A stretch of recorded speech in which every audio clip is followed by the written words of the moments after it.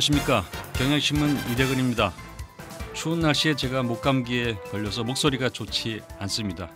그렇지 않아도 듣기 좋지 않은 목소리인데 더 듣기가 불편해지지 않을까 걱정이 됩니다. 오늘은 헌법재판소에 의한 통진당 해산 선고의 논리적 허점을 짚도록 하겠습니다. 12월 19일은 어떤 날입니까? 여러분들 이날 기억을 하십니까? 예, 대선이 있었던 날입니다. 대선 2주년이 되는 날입니다. 이날 두 개의 정치적 사건, 두 개의 정치 세력이 몰락하는 사건이 동시에 일어났습니다. 하나는 박근혜 대통령이 대선 당선된 2년 만에 대통령의 지지율이 한국 갤럽의 여론조사에 의해서 37%, 말하자면 이 여론조사에서 박근혜 대통령 집권 후 최저를 기록하는 날입니다. 이거는 집권 세력의 국정 실패를 시민들이 확인해줬다, 이렇게 설명을 할 수가 있습니다. 또 하나의 몰락은 박근혜 대통령의 반대 세력이라고 할 수 있는 통합 진보당이 헌법재판소에 의해서 해산 결정이 난 겁니다. 집권 세력은 이로써 시민에 의해서 심판을 받게 됐고, 통진당은 법률가들에 의해서 심판을 받는 일이 동시에 12월 19일 대선 2주년에 발생을 한 겁니다. 이런 심판에 대해서 박근혜 대통령은 받아들이지 않고 있습니다. 아랑곳하지 않습니다. 박근혜 대통령 하던 대로 계속 가고 있습니다. 통진당 역시 헌법재판소의 해산 선고에도 불구하고 받아들일 수 없다며 강력히 반발하고 있습니다. 이게 바로 한국 정치의 현주소라고 할 수가 있습니다. 통진당과 이석기 의원의 활동은 문제가 많았습니다. 북한을 추종하고 북한의 잘못된 행태를 눈감고 또 다른 여러 가지 시대착오적 행태를 보여온 것이 사실입니다. 그러나 그런 활동은 정치적 평가, 정치적 판단에 맡겨질 문제입니다. 법이 개입할 문제가 아닙니다. 그런데 여기에 법이 개입한다면 어떤 일이 벌어질까요? 그것은 바로 헌법재판소의 통진당 해산 결정의 문제에서 잘 드러나고 있습니다. 제가 몇 가지 문제를 정리해 보도록 하겠습니다.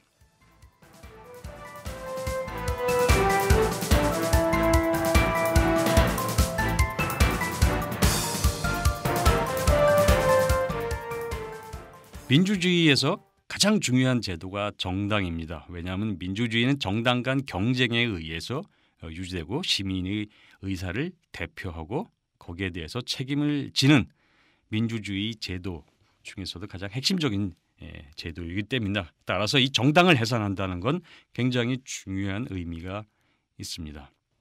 헌법재판소는 이번 선고에서 정당 해산의 요건을 엄격히 해석했습니다. 이는 타당한 판단이라고 생각이 됩니다. 민주주의는 자율적 결사에 근거하기 때문에 이 결사를 함부로 부정해서는 안 됩니다. 그걸 부정하려면 엄격한 요건으로 제한을 해야만 합니다. 헌법재판소장이 밝힌 바에 따르면 다행히도 다음과 같이 엄격하게 정당 해산을 적용해야 한다는 그런 원칙을 제시했습니다. 그 내용을 소개해드리겠습니다. 정당의 목적이나 활동 중 어느 하나라도 민주적 기본 질서에 위배되어야 한다. 헌법 제8조 제4항의 민주적 기본 질서는 개인의 자율적 이성을 신뢰하고 모든 정치적 견해들이 상대적 진리성과 합리성을 지닌다고 전제하는 다원적 세계관에 입각한 것으로서 모든 폭력적 자의적 지배를 배제하고 다수를 존중하면서도 소수를 배려하는 민주적 의사결정과 자유와 평등을 기본 원리로 하여 구성되고 운영되는 것이 정치적 질서이다. 민주적 기본 질서를 부정하지 않는 한 정당은 다양한 스펙트럼의 이념적 지향을 자유롭게 추구할 수 있다. 민주적 기본 질서의 위배란 민주적 기본 질서에 대한 단순한 위반이나 저촉을 의미하는 것이 아니라 정당의 목적이나 활동이 민주적 기본 질서에 대한 실질적 해악을 끼칠 수 있는 구체적 위험성을 초래하는 경우를 가리킨다. 강제적 정당 해산은 핵심적인 정치적 기본권인 정당 활동의 자유에 대한 근본적 제한이므로 헌법 제37조 제2항이 규정하고 있는 비례의 원칙을 준수해야만 한다. 이렇게 헌법재판소장이 설명을 했습니다. 이걸 한마디로 요약을 한다면 실질적 해악을 끼칠 수 있는 구체적 위험성이 초래되는 경우에만 정당 해산을 해야 한다는 겁니다. 매우 엄격하게 적용해야 한다는 주장입니다. 그런데 헌법재판소장이 발표한 선고문을 보면 논리 비약, 추정이 많습니다. 그리고 거기에 따라서 증거도 부족하고 입증하는 데 실패한 것도 많습니다. 이거는 한마디로 헌재가 자기의 원칙과 기준을 자기가 스스로 충실히 따르지 못했다는 걸 의미하는 겁니다. 헌재의 주장을 하나하나 살펴보도록 하겠습니다. 헌재는 통진당의 강령인 진보적 민주주의가 북한식 사회주의다, 북한식 사회주의를 위한 것이다 라고 단정을 했습니다. 그런데 그 근거는 제시하지 못했습니다. 진보적 민주주의 체제를 구축하고 그런 다음 통일을 해서 북한식 사회주의 체제로 가는 게 목적이다. 말하자면 북한식 사회주의 체제 과도기 체제가 바로 진보적 민주주의 체제다. 따라서 진보적 민주주의는 북한식 사회주의와 다를 바 없다. 이런 논리를 제시를 했습니다. 아니 통합진보당이 북한식 사회주의를 내세운 것이 아닙니다. 내세우지 않고 있습니다. 그런데 헌법재판소는 그게 숨은 목적이라고 단정을 지었습니다. 네, 숨은 목적이라면 왜 숨은 목적인지 증거를 제시를 해야 합니다. 근데 증거 제시는 못하고 그냥 일반적인 의심으로 그럴 것이다라는 그런 의심의 근거에서 단정을 내린 겁니다. 그다음 비례대표 부정경선이 있었고 중앙위원회 폭력 사건, 관악을 지었고 여론 조작 사건을 거론했습니다. 그 선고문 내용을 보면 이렇습니다. 내란 관련 사건, 비례대표 부정경선 사건, 중앙위원회 폭력 사건 및 관악을 지었고 여론 조작 사건 등 피청구인의 활동들은 내용적 측면에서는 국가의 존립, 의회제도, 법치주의 및 선거제도 등을 부정하는 것이고 수단이나 성격의 측면에서는 자신의 의사를 관철하기 위해 폭력, 위계 등을 적극적으로 사용하여 민주주의 이념에 반하는 것이다. 이렇게 설명했습니다. 그런데 이런 논리라면은 지금 여야 모든 정당에게 적용을 해야 됩니다.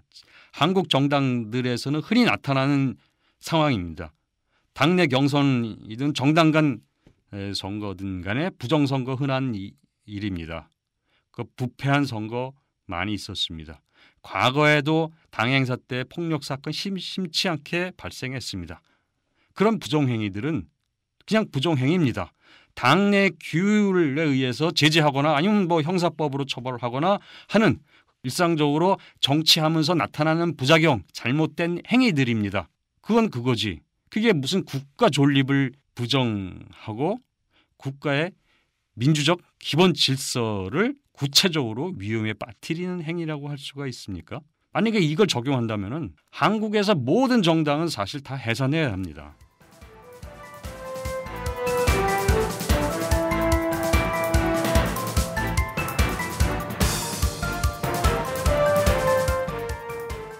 통진당이 이석기 의원의 혁명적 조직 아로 조직을 옹호했다. 따라서 이석기 의원의 아로 활동과 통진당은 똑같은 거다. 헌법재판소가 이런 논리를 제시를 했습니다. 그 내용을 그대로 인용을 하면 이 사건에 대한 피청구인이라는 건 통진당을 말하는 겁니다. 피청구인의 전당적 옹호 및 비호 태도 등을 종합하면 이 회합은 이가 아로 조직의 회합이라는 걸 말하는 겁니다. 이 회합은 피청구인의 활동으로 기속된다. 이렇게 적시를 했습니다. 통진당이 이석기의 문제 있는 내란 선동이라고 판결을 했던 그 활동을 옹호한 것은 당연히 잘못된 겁니다. 그건 비판받아 마땅합니다. 정치적 타격을 받아도 통진당은 할 말이 없습니다. 왜냐하면 그런 태도는 이석기 의원의 그 조직 활동과 당 전체를 동일시할 수 있도록 그렇게 만들어주기 때문입니다. 그렇지만 그런 당의 옹호 활동이 정치적 의심을 받는다고 할 수가 있고 그리고 정치적 공격과 비판의 대상이 될 수 있는 것이지 바로 그것을 가지고 통진당 활동 그 자체라면서 해산할 사유가 되는 것은 절대 아닙니다. 그리고 헌재 선언문은 애국가를 부정하거나 태극기도 개양하지 않는 등 대한민국의 정통성을 부정하고 있다. 이렇게 선고하고 있습니다. 아니 애국가를 안 부르고 태극기 개양을 하지 않는 게 정당 해산 사유가 될 수가 있을까요? 애국가 안 부르고 태극기 개양하지 않는 건 역시 표현의 자유의 하나에 속합니다. 한국은 자유주의 사회입니다. 애국가 안 부르고 태극기 달지 않는 건 개인과 집단의 자유로운 선택사항입니다. 그걸 두고 비애국적이다. 뭐 이렇게 비난할 수는 있습니다. 그런데 그렇게 한다고 그 집단을 해체해야 할 대상으로 삼을 수는 없는 겁니다. 또 대한민국의 정통성이란 것도 뭡니까? 헌법은 다양한 의견을 존중합니다. 대한민국의 권力과정, 결과에 대해서 누구든지 비판할 수가 있습니다. 시민들이 주권자입니다. 시민들이 만족스럽지 않으면은 어떤 정체든지 고치고 바꾸고 할 수가 있는 겁니다. 그 권리를 부정한다면 그게 바로 위헌적 행태입니다.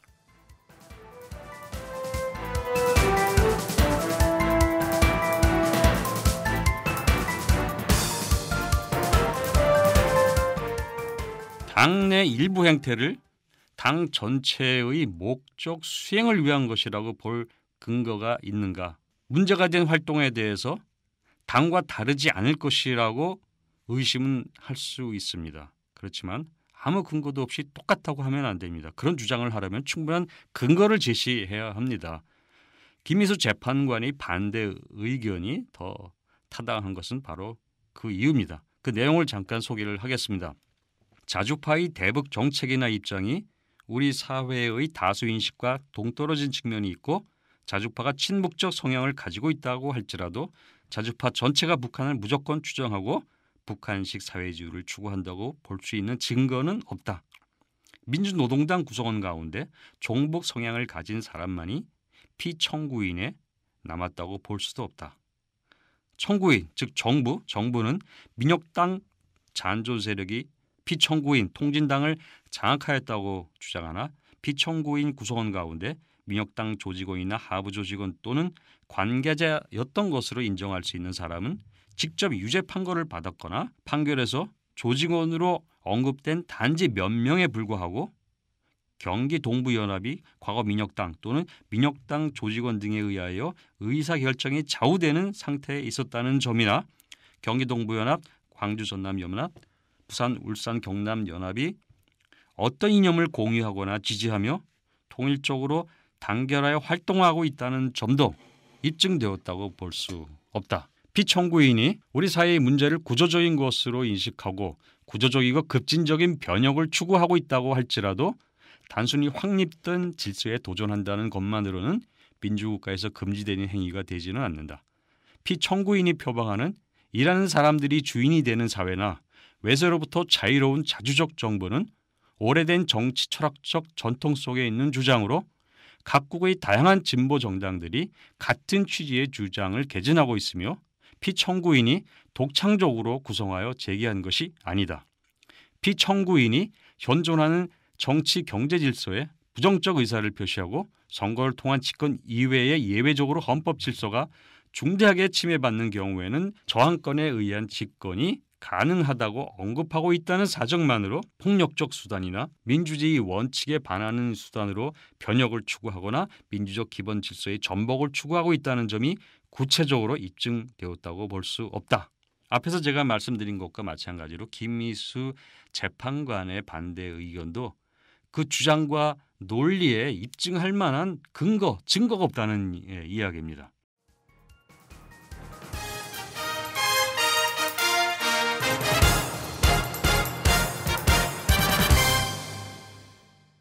정당이나 정치인을 제재할 수 있는 다양한 방법이 우리에게는 있습니다. 그런데 왜 이렇게 헌법재판소에 정당 해산이라는 방법을 써야 했을까요?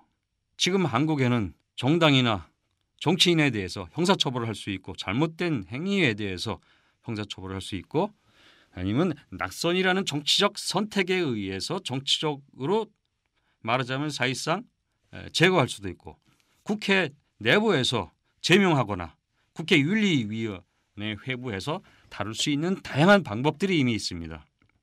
그런데 왜 논리 비약이 많고 그리고 추론에 근거해서 정당을 해산시키려고 하는 겁니까? 결국 헌법재판관들이 법리적 판단보다는 정치적 판단을 했다고 볼 수밖에 없습니다.